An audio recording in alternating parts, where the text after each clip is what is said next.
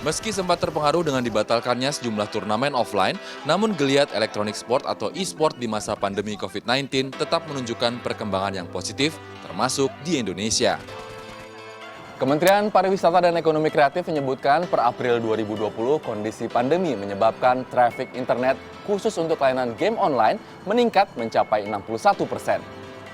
Selain itu, di bulan yang sama, data dari Asosiasi Game Indonesia menyebutkan adanya peningkatan pertumbuhan industri game sebesar 10 hingga 20%.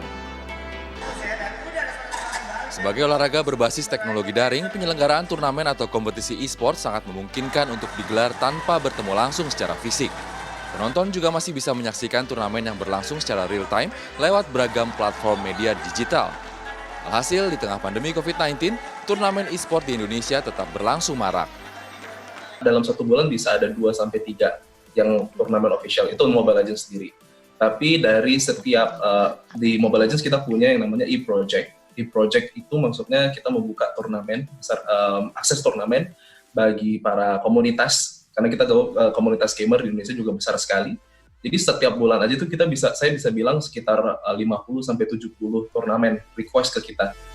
Banyaknya turnamen yang digelar membuat atlet e-sport kini menjadi profesi yang menjanjikan.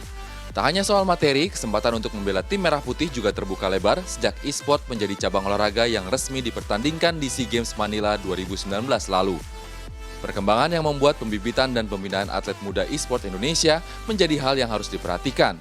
Mempertandingkan game Mobile Legends di Piala Menpora e-sport 2020 pada 17 Agustus nanti, peserta yang disasar adalah para pelajar mulai dari SMP hingga ke tingkat mahasiswa. Adalah mencari bibit baru e-sport Indonesia. Kedua, mengadakan pertandingan kompetisi di tengah pandemi. Dan ketiga, tetap mensosialisasikan mengenai bahayanya COVID-19 dan juga social distancing.